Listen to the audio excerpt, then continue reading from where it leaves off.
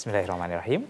Assalamualaikum warahmatullahi wabarakatuh. Alhamdulillahirrahmanirrahim. Puji syukur kehadirat Allah Subhanahu wa taala, begitu banyak nikmat yang sudah Allah berikan kepada kita semuanya. Di kesempatan pagi hari ini, saya Ahmad Fauzan dan saya Wahid Arifuddin akan membersamai pemirsa 1 jam ke depan dalam acara Kopi Istimewa MTA TV. Seruput kopinya, cermati infonya. Baik, rekan Fauzan, bagaimana kabar hari ini? Sehat, alhamdulillah, kabar baik, selalu bersemangat, dan mudah-mudahan pemirsa yang ada di rumah pun juga menampaki hari Kamis ini dengan penuh semangat, karena ini di tengah-tengah pekan ya, harus terus kita genjot terus semangatnya supaya terus bekerja keras, terus mencermati setiap keadaan, dan mudah-mudahan ini menjadi bagian dari upaya kita mempersiapkan diri di masa yang akan datang lebih baik lagi, insya Allah. Aktivitas yang harus kita lakukan secara maksimal itu tentu harus diimbangi dengan berbagai aktivitas seperti menjaga pola makan, menjaga kesehatan, dan itu merupakan salah satu pondasi sebelum kita melakukan aktivitas ya. Betul. Kalau pola makan kita bagus, kemudian pola kegiatan kita juga bagus, insya Allah aktivitas yang akan kita lakukan bisa berjalan secara maksimal. Normal is perfect. Waduh, kembali kepada normal kehidupan kita, sehingga nanti kita bisa benar-benar bisa menikmati kehidupan ini. Baik, rekan Fauzan, hari ini kita sudah kumpulkan berbagai informasi yang akan memberikan inspirasi untuk para pemirsa, yang tentunya ini semua akan kita hadirkan dalam acara Kopi Istimewa MTA TV pada kesempatan kali ini. Dan program ini hadir setiap hari Kamis pukul 9 sampai dengan pukul 10, menghadirkan berbagai informasi dan tentunya yang paling terupdate hari ini.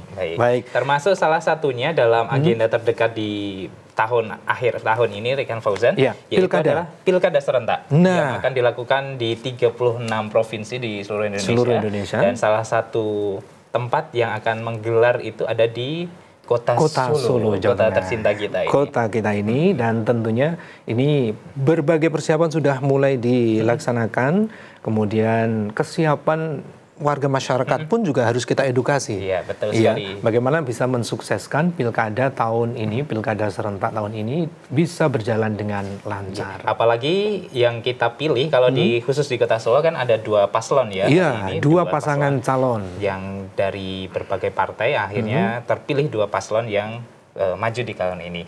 Dan tentunya untuk pemilihan ini harus kita cari pemimpin yang terbaik dari visi dan misinya yang sesuai dengan Kota Solo itu sendiri. Betul, jadi jangan sampai kita hanya ikut sana ikut sini, tapi harus benar-benar bisa membaca ya. Saat berkampanye harus dibuka semuanya, bagaimana visi misinya, kemudian program-programnya, janji-janjinya, betul-betul kita bisa mencermati, dan itu menjadi bagian salah satu upaya kita untuk memilih pemimpin yang terbaik di masa jangan sampai kita memilih melalui ikut-ikutan, apalagi kita cuma ada dalam tanda kutip disuap, atau mungkin ada yang namanya black campaign itu ya, rekan Fauzan. Karena hal itu akhirnya kita memilih pasangan tersebut. Jangan sampai itu yang kita jadikan tolak ukur. Tapi yang jadikan kita tolak ukur adalah visi dan misi dari program-program pasangan tersebut. Baik. Begitu. Ini bagian dari edukasi juga. Kita akan hadirkan satu buah informasi untuk Anda semuanya. Satu buah informasi pertama untuk Anda.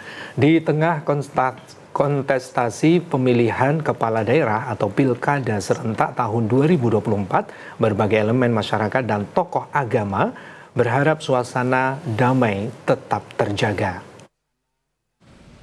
Rangkaian pilkada serentak tahun 2024 terus berjalan. Masing-masing pasangan calon terus mengkampanyekan berbagai programnya guna merebut simpati masyarakat. 2 pasangan calon secara langsung turun dan bersinggungan dengan seluruh komponen masyarakat. Diharapkan tidak terjadi perpecahan di tengah pesta demokrasi.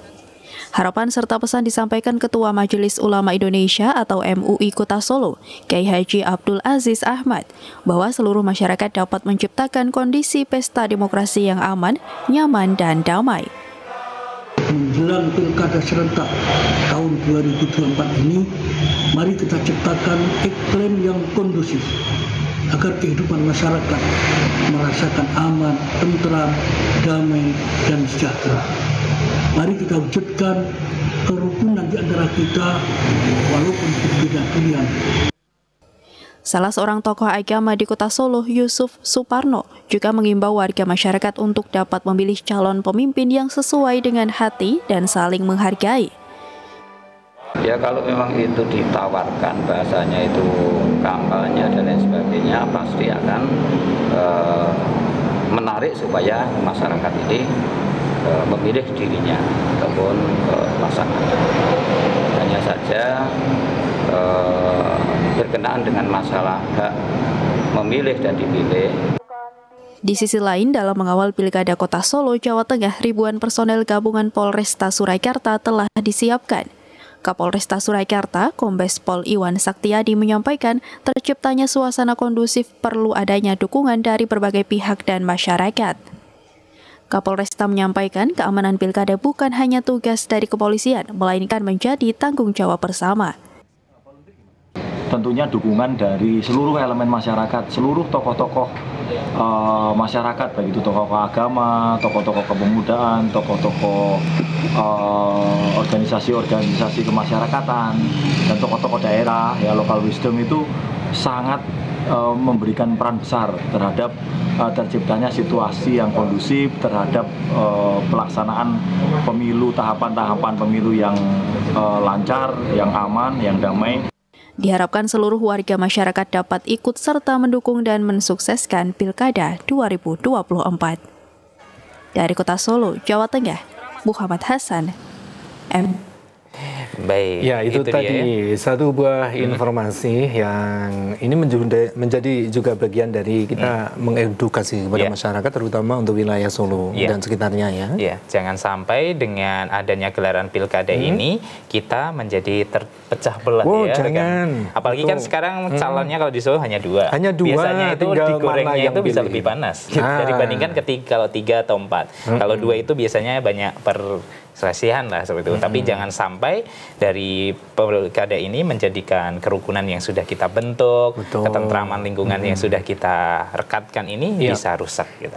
Kita sudah cukup dewasa ya untuk menjalani demokrasi. Ya, tidak bisa dengan mudahnya kita diadu domba. Adu gagasan boleh, adu visi misi boleh, tapi jangan sampai adu fisik, jangan sampai adu kalimat-kalimat yang kurang baik. Itu justru merugikan kita sendiri. Kontestasi pilkada ini hanya sebagai ajang untuk kita menentukan pemilih, pemimpin maksudnya dari kami sebagai nantinya yang membawa Kota Solo ini lebih maju.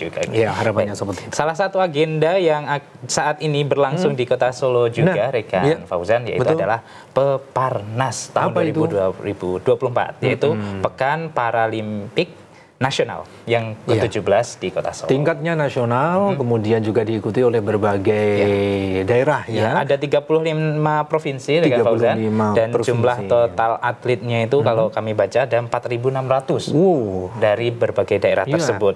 Dan gelarannya sendiri bukan hanya fokus di Kota Solo, namun juga ada di berbagai venue. Solo Raya ya? Solo Raya ada di Boyolali, Sukoharjo, kemudian di Karanganyar juga. Baik, dari 4 daerah tersebut yang menjadi venue untuk gelaran Peparnas tahun ini. Kita hadirkan informasinya untuk para pemirsa ya, Rekan Fauzan, untuk Anda mengunjungi gelaran Peparnas ke-17 di Solo, Jawa Tengah. Menteri Pemuda dan Olahraga Dito Aryo Tejo menyebut venue Peparnas sekelas Paralimpiade Paris. Apresiasi Menteri Pemuda dan Olahraga Menpora Dito Aryo Tejo tersebut disampaikan seusai meninjau sejumlah venue Peparnas ke-17 pada Senin lalu. Menpora bahkan membandingkan beberapa venue di Peparnas 2024 ini tidak kalah dengan gelaran Paralimpiade Paris 2024. Hari ini melihat venue yang indoor dan saya rasa semuanya sangat bagus. Ini kayak venue di powerlifting. Ini tidak kalah dengan kemarin saya di Paris untuk Paralimpik. Beneran, ini sangat bagus. Dan hoki juga kita nonton, ternyata ada pemecahan rekor nasional 160 kilo.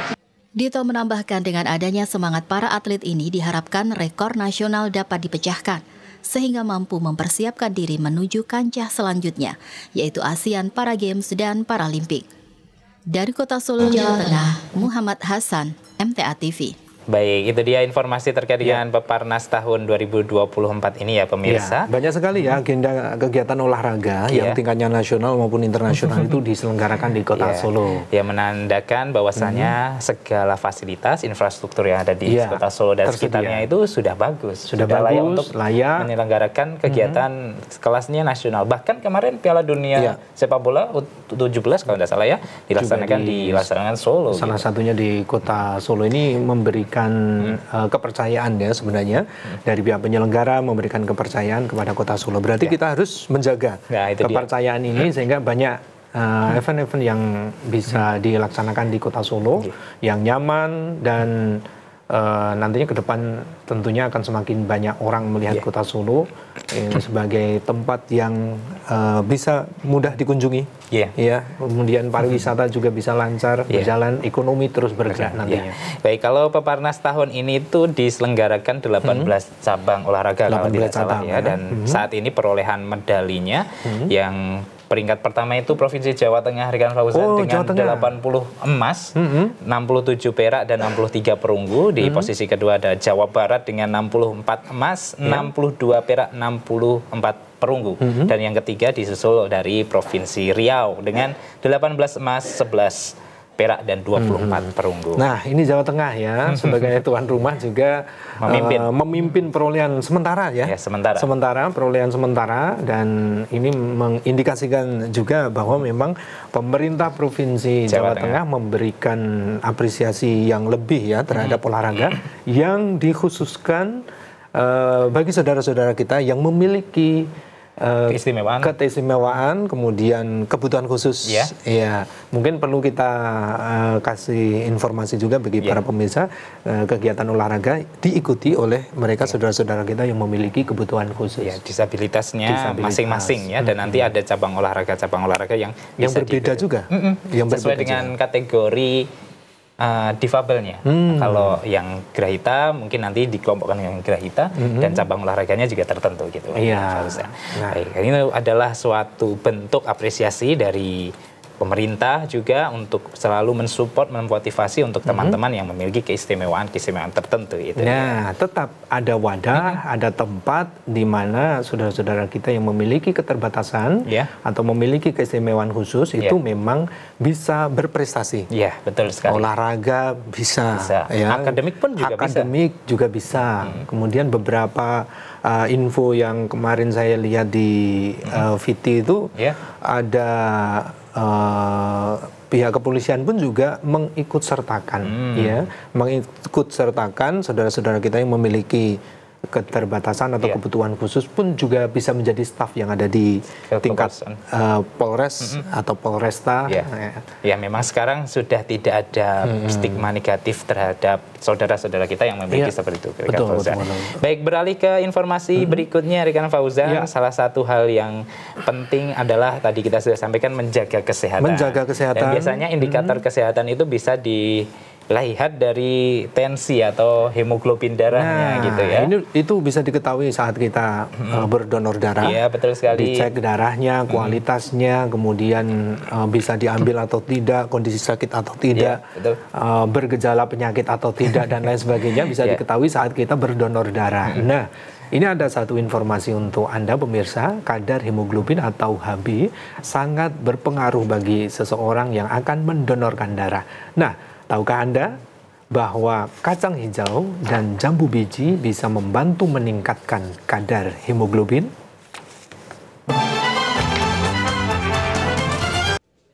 Bertempat di Gedung Pengajian MTA Kota Surabaya, Jawa Timur, berlangsung bakti sosial donor darah pada Ahad lalu. Di sela-sela kegiatan, dokter dari PMI Surabaya mengatakan bahwa kacang hijau dan jambu biji bisa membantu meningkatkan kadar hemoglobin.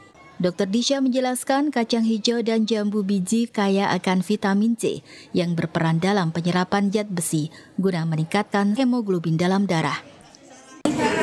Kacang hijau sendiri dan juga jambu biji mengandung banyak sekali vitamin C, di mana vitamin C ini penting untuk penyerapan zat besi yang berguna untuk meningkatkan sel HB dalam darah. Ia menambahkan alangkah baiknya untuk mengkonsumsi kacang hijau maupun jambu biji selama 7 hari berturut-turut sebelum mendonorkan darah. Sementara menurut Ketua MTA Perwakilan Surabaya, bakti sosial donor darah ini digelar untuk mengamalkan hasil mengaji Al-Quran dan Sunnah. Donor darah diikuti puluhan peserta dari sejumlah cabang MTA, seperti Sukolilo, Sambi Kerep, Perwakilan Surabaya, serta masyarakat sekitar. Pada kesempatan hari ini, MTA Perwakilan Surabaya mengadakan kegiatan donor darah yang diikuti oleh cabang Sukolilo, cabang Sambi Kerep, dan MTA Perwakilan Surabaya. Diharapkan semakin banyak masyarakat yang teredukasi dan menyiapkan diri sebelum mendonorkan darah, sebab donor darah merupakan kegiatan mulia untuk membantu sesama.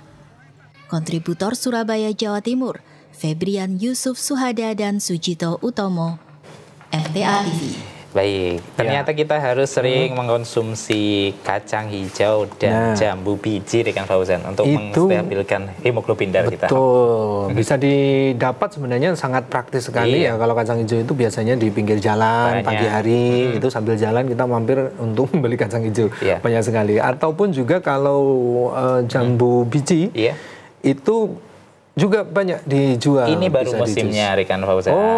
Salah satunya kan jambu kristal itu ya? Jambu kristal, kemudian jambu merah. Ini kan mulai musim penghujan. Biasanya itu adalah panen-panen rayanya dari jambu biji. Dan tentu pasti harganya terjangkau untuk para pemirsa. Walaupun tidak musim, harganya juga terjangkau, rekan Fauzan. Paling rata-rata 1 kilo sekitar 10 atau 12 ribu gitu. Sehingga nanti bisa dikonsumsi setiap hari, satu buah gitu. Itu juga bisa menjaga stabilitas kesehatan kita ya, supaya sebenarnya makanan yang mudah didapat, harga murah, tapi kadang-kadang kita malas untuk keluar rumah untuk membeli, mengkonsumsi. Akhirnya kita terkontaminasi dengan barang-barang yang tentunya tidak langsung dari alam, maksud kami gitu. Sehingga semisal kita kekurangan vitamin C, kita kan seringnya itu beli vitamin C ya, rekan Fauzan, yang langsung bisa dimakan gitu lah. Ada yang bentuknya kaplet ataupun yang mirip permen, sehingga itu bisa dihisap. Tetapi ternyata kalau kita minum itu saja kan kita dapatnya cuma vitamin C. Sedangkan kalau kita misalkan salah satu buah yang tinggi vitamin C adalah jambu biji, kita tidak hanya dapat vitamin C-nya saja, ternyata banyak serat juga yang bisa kita dapatkan. Bisa dimanfaatkan, begitu luar biasa. Karunia ciptaan Allah Subhanahu wa taala, kembalinya ke sana kita kembali ingat pada Allah Subhanahu wa taala, begitu banyak nikmat makanan yang sudah dihidangkan yang penuh gizi bagi tubuh kita begitu. Baik, termasuk untuk menjaga kesehatan kita juga harus selalu cek rutin ya kondisi kita, rekan Fauzan, sehingga kita tahu sebenarnya tubuh kita itu cocoknya untuk makanan harus makanan seperti apa, olahraganya harus seperti apa. Karena setiap rekan Fauzan dan saya itu pasti berbeda jenis makanan yang boleh dikonsumsi oleh tubuhnya kan. Dan bentuk aktivitasnya juga tentu berbeda juga. Terlihat kemampuan dari kita. Nah, salah satu bentuk programnya yang dilakukan adalah Puskesmas Sangkrah kemarin melakukan kegiatan Posbindu, Pos Pembinaan Terpadu. Termasuk kita yang dicek ya. Ini gula darahnya kenapa banyak semua ini, tinggi semua ini. Nanti bisa dikonfirmasi ke pihak rumah sakit yang terkait. Kita hadirkan informasinya ya, rekan Fauzan. Kita hadirkan informasinya untuk pemirsa guna mendeteksi dini faktor resiko penyakit tidak menular. Puskesmas Sangkrah, Kecamatan Pasar Kliwon, Kota Solo, Jawa Tengah, menggelar kegiatan Pos Pembinaan Terpadu atau Posbindu.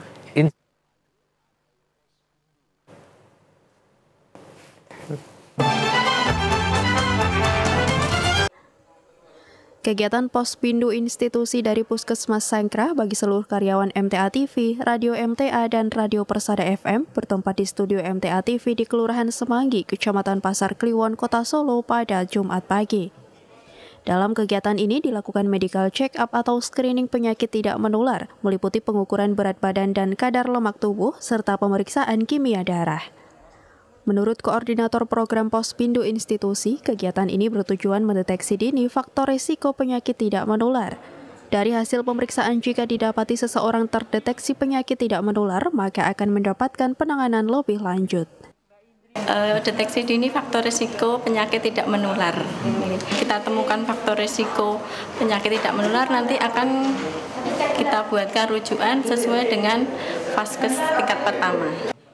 Sementara menurut Kepala HRD Media MTA, adanya kegiatan ini diharapkan dapat memberikan pengetahuan terkait kesehatan masing-masing awak media MTA. Mengetahui lebih awal kesehatan dari masing-masing kru, sehingga kalaupun ada diketahui dari tenaga kesehatan kita ada sesuatu hal, maka bisa diantisipasi lebih awal. Misalnya pola hidupnya, makanannya, dan sebagainya.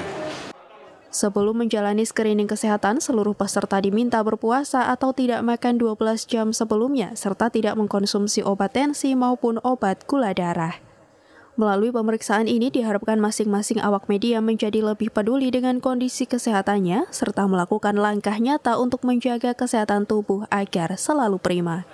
Dari Kota Solo, Jawa Tengah, Muhammad Hasan, MTA TV. Baik, itu dia informasinya ya untuk Anda para pemirsa, bahwasanya kemarin kita melakukan cek kesehatan seluruh media, radio maupun televisi dan juga majalah dikumpulkan untuk dicek kesehatannya. Ini nanti akan semua ketahuan ya bagaimana kesehatan yang dialami, riwayat kesehatan yang dialami oleh teman-teman semuanya. Ya, nanti akhirnya menjadikan dasar untuk kita memilih makanan dan memilih olahraga ya, Fauzan. Paling tidak 1 tahun sekali ya, agendakan untuk keluarga kita, anak-anak kita, untuk istri, semuanya yang ada di keluarga kita itu check up kesehatan seluruhnya, kesehatan gigi dan lain sebagainya, supaya kita mengetahui bagaimana perkembangan kesehatan mereka. Ya, hari ini kita akan wawancara juga dengan Kepala Puskesmas Sangkrah Surakarta, pemirsa, dengan Dr. Gigi Nurul Hidayati yang tentunya akan kita hadirkan di segmen kedua nanti. Jadi saudaraku pemirsa MTA TV dimanapun Anda berada, tetaplah bersama kami dalam acara Kopi Istimewa MTA TV. Seruput kopinya, cermati infonya.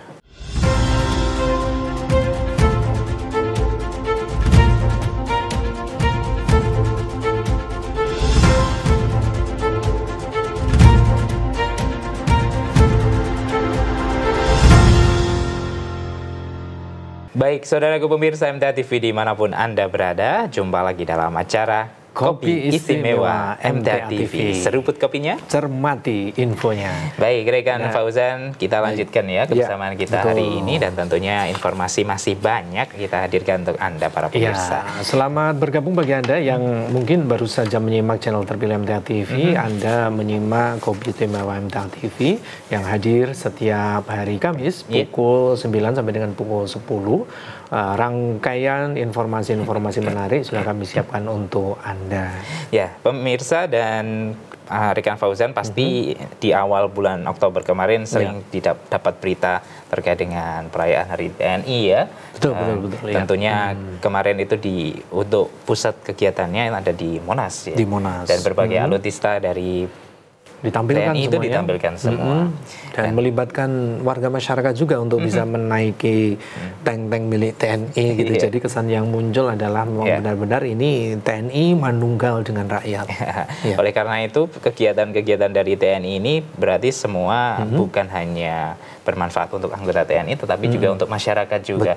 Seperti halnya informasi yang akan kita hadirkan hari ini untuk Anda para pemirsa, untuk membina kesiapsiagaan seluruh personel keamanan, PT Angkasa Pura I Bandara Adi Sumarmo Solo menggelar latihan dan simulasi penanggulangan keadaan darurat. Pelatihan dan simulasi penanggulangan keadaan darurat bertempat di Komplek Bandara Adi Sumarmo Solo pada Kamis pagi. Sebanyak 410 personel tergabung dalam pelatihan ini, meliputi dari Bandara Adi Sumarmo, TNI Angkatan Udara, polisi, serta stakeholder terkait. Menurut General Manager PT Angkasa Pura I Bandara Adi Sumarmo, Erik Rofik Nurdin, kegiatan ini bertujuan untuk menguji standar operasional prosedur ketika terjadi keadaan darurat di bandara. Menguji kesiapan personil dan menguji koordinasi komunikasi antar stakeholder, karena ketika terjadi suatu keadaan emergensi di bandara, ada stakeholder yang berkolaborasi dengan bandara untuk mengamankan bandara, untuk menyelamatkan penumpang dan sebagainya, sehingga itu harus selalu diperhatikan. Latihan ini dibagi menjadi 3 simulasi kejadian, yaitu simulasi kecelakaan pesawat terbang, simulasi penanganan bom dan ancaman keamanan penerbangan, serta simulasi tanggap bencana alam. Komandan Pangkalan TNI Angkatan Udara Adi Sumarmo, Marsma TNI Bambang Junior Jatmiko, memastikan keterlibatan TNI Angkatan Udara dalam membantu bandara saat membutuhkan bantuan. Yang berada di wilayah wilayah militer dalam hal ini Lanut, sehingga kami akan ikut menanggulangi ketika stakeholder atau rekan kami di Angkasa Pura dalam hal ini di Bandara di Semarang tidak lagi mampu, kami akan masuk situ untuk menjamin tetap terjamin keselamatan baik penumpang maupun penerbangan. Ini memang dilaksanakan secara rutin tiap 2 tahun. Kenapa? Karena kita harus memaintain profesionalisme teman-teman di bandara, seluruh stakeholder, sehingga setiap stakeholder itu akan selalu paham apa yang mereka lakukan jika terjadi kondisi emergensi. Diharapkan dengan adanya kegiatan ini tercipta profesionalitas dan kebersamaan seluruh stakeholder dalam menjamin keselamatan seluruh pengguna jasa penerbangan, khususnya di Bandara Internasional Adi Sumarmo. Dari Kabupaten Boyolali, Jawa Tengah, Muhammad Hasan, MTA TV. Ya, itu tadi satu buah informasi yang memang semua perlu persiapan ya. Bahkan bencana yang terjadi seperti tadi ada simulasi terkait dengan penanganan pesawat jatuh misalnya, itu bagaimana reaksi dari stakeholder yang ada, itu perlu ada pelatihan khusus. Ya. Kalau rekan Fauzan pernah naik pesawat terbang, pasti juga sedikit ada rasa was-was juga kan untuk semisal nanti apabila terjatuh atau nanti ada kecelakaan yang tidak diduga-duga. Tetapi dengan adanya latihan-latihan yang dilakukan oleh teman-teman TNI dan stakeholder yang terkait tadi bisa meminimalisir lah kewaswasan kita ini ya. Karena di Indonesia itu banyak sekali sering terjadi bencana alam, kemudian juga ada bencana yang tidak terduga seperti kecelakaan dan lain sebagainya. Itu memang tidak kita inginkan, tapi mengantisipasinya ataupun reaksi yang kita munculkan saat terjadi kecelakaan seperti itu harus seperti apa? Harus ada pelatihan-pelatihan.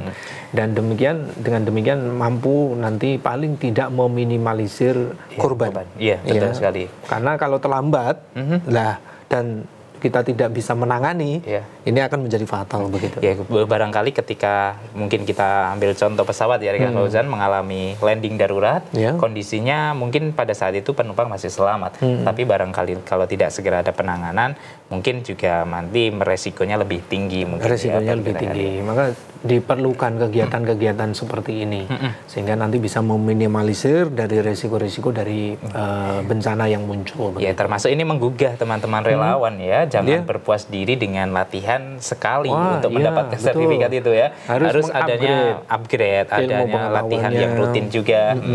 Apalagi dengan teknologi-teknologi baru juga kan yang ada perlu dipelajari. Betul. Baik, itu menjadi gambaran ya untuk kita semuanya. Perlunya kita terus berlatih. Kemampuan kita tidak berhenti sampai di sini, masih ada ilmu-ilmu yang bisa kita pelajari. Untuk siapa? Ya untuk keselamatan kita bersama, insya Allah demikian. Baik, kita akan hadirkan satu buah informasi kali ini terkait dengan kreativitas ya. Kreativitas dari teman-teman guru PAUD. Ini membuat alat permainan edukatif. Di tangan-tangan kreatif, kaos kaki bisa diubah menjadi alat permainan edukatif berupa boneka tangan seperti terlihat pada acara workshop untuk guru PAUD.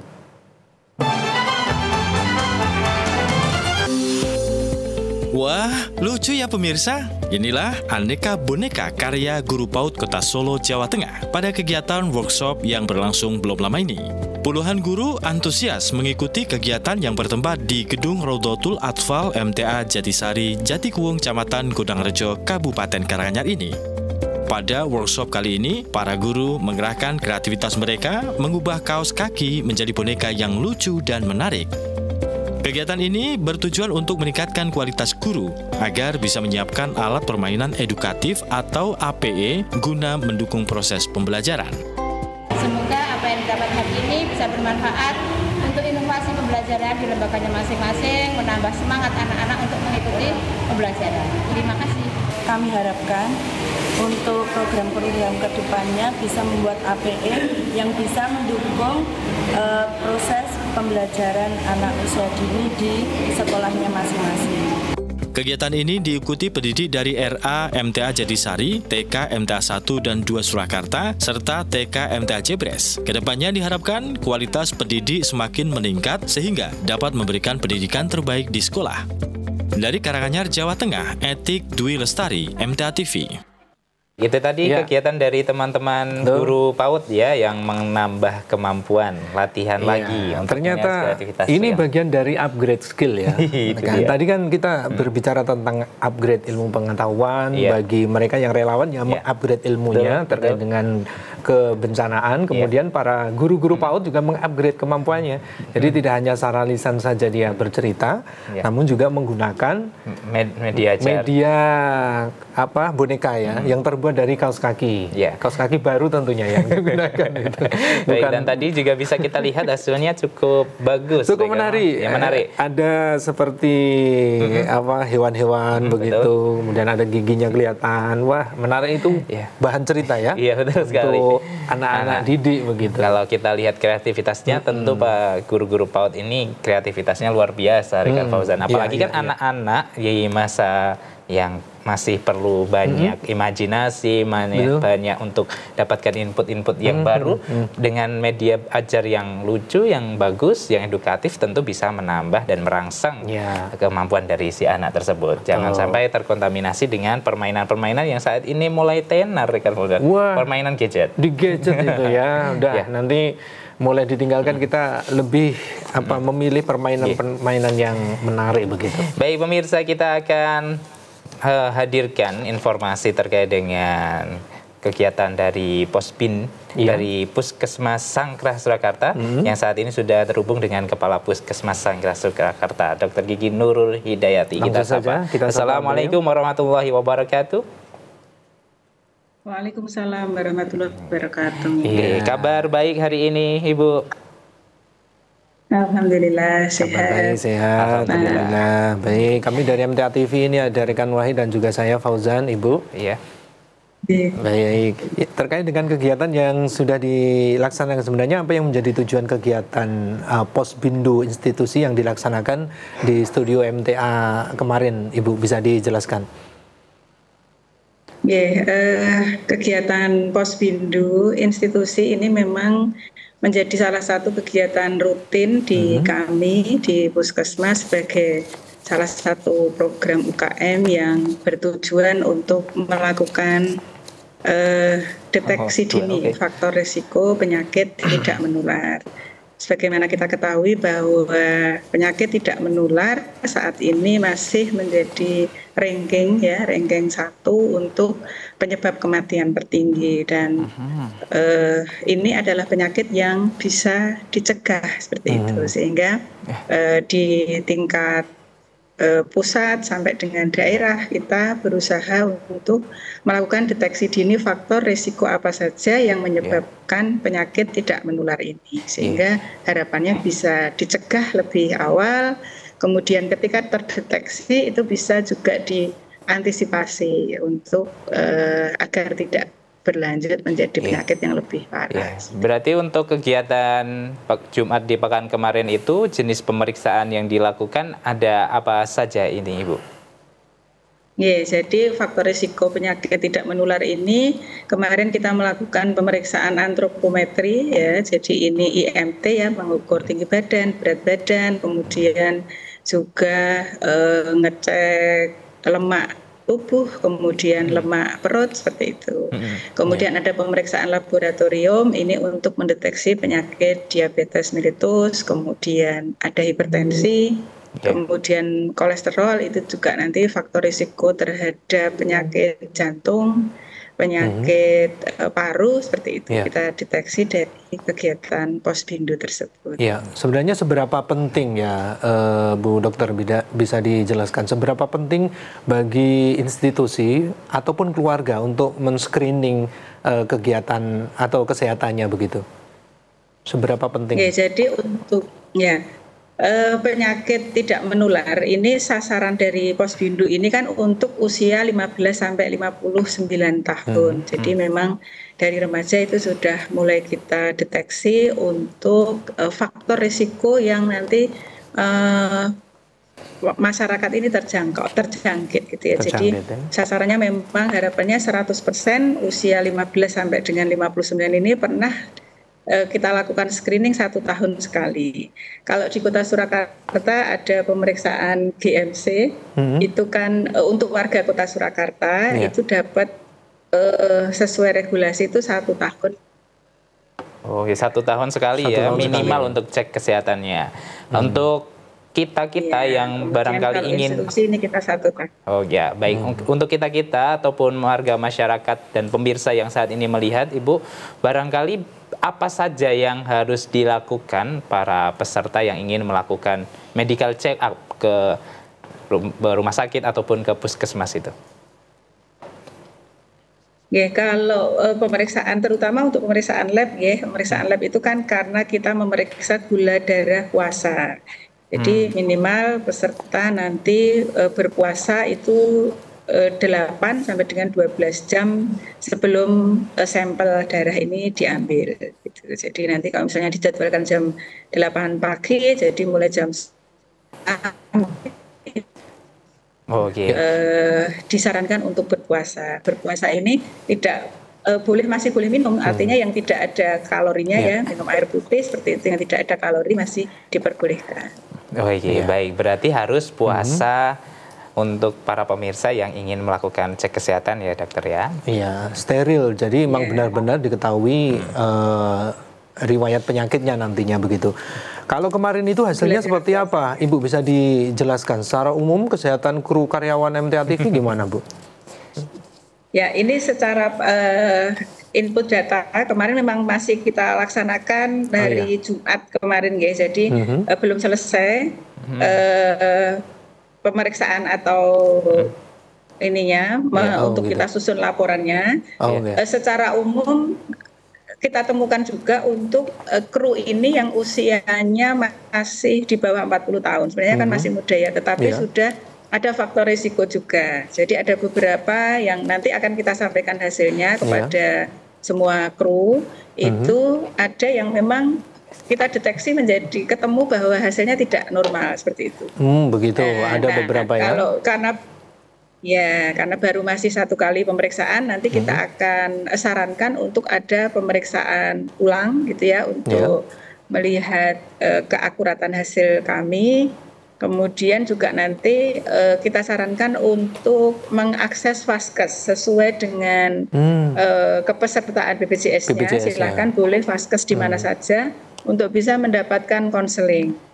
Jadi fungsinya ketika kita melakukan deteksi dini ini, kemudian ditemukan ada indikator yang tidak normal seperti itu, kita bisa sedini mungkin memberikan edukasi, kemudian nanti tindak lanjut apa yang harus dilakukan oleh peserta yang sudah mengikuti Posbindu ini. Oh gitu, ya. Kalau saya jelas lemak perut saya ini, Bu. Itu terkena itu udah. Itu sudah langsung dikomen sama dokter yang memeriksa kemarin ya. Biasanya untuk pengecekan yang seperti dilakukan oleh Puskesmas Sanggrah kemarin, kan kita bisa dapatkan hasil yang on the spot ya, Ibu. Lantas kan kita bisa melakukan pencegahan. Nah, hal-hal apa saja yang bisa kita lakukan itu, Ibu? Pada prinsipnya PTM ini kan penyakit yang bisa dicegah. Jadi mencegah itu tentu lebih baik daripada mengobati, kemudian juga biayanya lebih murah, ekonomis, lebih murah seperti itu. Nah, itu dimulai dari mengubah perilaku. Jadi kita kan punya indikator untuk melakukan perilaku hidup bersih dan sehat ya. Mulai dari melakukan aktivitas fisik. Nah, salah satu upaya untuk tadi mengatasi lemak perut ya. Nah, itu Ibu. Harus olahraga ya, Bu ya? Iya, harus minimal berolahraga itu 150 menit per minggu. Jadi sehari bisa 30 menit itu untuk jalan kaki. Ya, 30 menit. Kemudian nanti tetap harus ada ininya ya, ada indikator. Jadi aktivitas fisik itu bukan aktivitas kita beraktivitas mengerjakan pekerjaan rumah misalnya, tetapi yang bisa kita ukur ada peningkatan denyut nadinya sesuai dengan usianya, ada denyut nadi latihan yang tercapai, sehingga tujuan dari olahraga itu bisa didapatkan. Iya, baik Ibu Bisa disampaikan ini harapan ke depan seperti apa, sehingga nanti masyarakat akan semakin lebih sehat dengan kita bisa mendeteksi secara dini penyakit yang mungkin bisa muncul. Apa harapan-harapan dari pihak Puskesmas sendiri? Kami dari Puskesmas tentunya yang bergerak di bidang promosi kesehatan maupun nanti di preventif gitu ya, terutama di preventif, salah satu kegiatannya adalah melakukan deteksi dini faktor risiko penyakit tidak menular ini, terutama karena ini adalah penyakit yang bisa dicegah. Yang masih menjadi kendala saat ini itu justru di pemahaman masyarakat gitu ya, ketika diperiksa lab kemudian melihat hasilnya tidak baik atau kurang baik seperti itu, justru malah takut. Nah ini yang nanti kita memang masih harus edukasikan lagi bahwa justru ketika kita mengetahui lebih awal kita bisa melakukan pencegahan, kemudian ketika ada permasalahan kita bisa lebih antisipasi di pengobatan atau mungkin terapi lebih awal, itu akan lebih memudahkan kita. Harapannya memang bisa semua sasaran ini teredukasi dan tadi edukasi untuk setelah melihat hasilnya malah takut terus habis itu tidak berani periksa lagi. Nah justru ini yang nanti disayangkan efeknya jadi begini. Baik, disayangkan. Kita sudah punya program. Baik, terima kasih Ibu Dr. Gigi Nurul Hidayati untuk informasinya di kesempatan pagi hari ini. Terima kasih, Ibu. Sukses selalu untuk Puskesmas Sangkrah dan sehat selalu untuk Ibu. Assalamualaikum warahmatullahi wabarakatuh. Terima kasih. Baik, demikian tadi pemirsa wawancara singkat kita dengan Kepala Puskesmas Sangkrah Surakarta, Ibu Dr. Gigi Nurul Hidayati. Tidak usah takut kalau sekiranya terdeteksi dini, ya alhamdulillah itu terdeteksi dini, tinggal kita nanti berikhtiar untuk menjaga pola kegiatan kita dan pola makan kita. Baik, informasi terakhir untuk Anda pemirsa dalam acara Kopi Istimewa hari ini, guna melatih keterampilan anak memberikan pengalaman baru serta mengenalkan binatang ciptaan Allah, Taman Kanak-Kanak di Kecamatan Polokarto, Kabupaten Sukoharjo, Jawa Tengah mengajak siswanya untuk berkuda. Seperti inilah kegiatan berkuda yang diikuti para siswa TK MTA Polokarto, Kabupaten Sukoharjo belum lama ini. Pada kegiatan ini, para siswa juga mendapatkan penjelasan mengenai binatang berkaki 4 ini, cara merawatnya, hingga merasakan langsung sensasi menunggang kuda. Kegiatan ini dilakukan pada acara field trip di salah satu stable di Kecamatan Polokarto, Kabupaten Sukoharjo. Menurut salah seorang karyawan stable, tidak ada syarat khusus untuk menunggangi kuda di tempat ini, melainkan cukup datang dan mencobanya. Untuk persyaratan berkudanya, kita tidak ada syarat atau apapun, cukup datang ke sini atau konfirmasi dulu ke mas-masnya atau admin yang sudah ada di website kita. Sementara salah seorang pendidik mengatakan kegiatan ini digelar untuk melatih keterampilan anak, memberikan pengalaman baru serta mengenal binatang ciptaan Allah. Dengan diadakannya kegiatan ini dapat melatih keterampilan fisik motorik anak serta dapat memberikan pengalaman baru bagi anak. Kemudian selain itu juga dapat mengenal binatang ciptaan Allah serta cara merawatnya. Pihaknya berharap kegiatan ini dapat melatih keterampilan sosial pada siswa dan semakin mengenal ciptaan Allah. Kontributor Sukoharjo, Jawa Tengah, Mar'atus Solihah, MTA TV.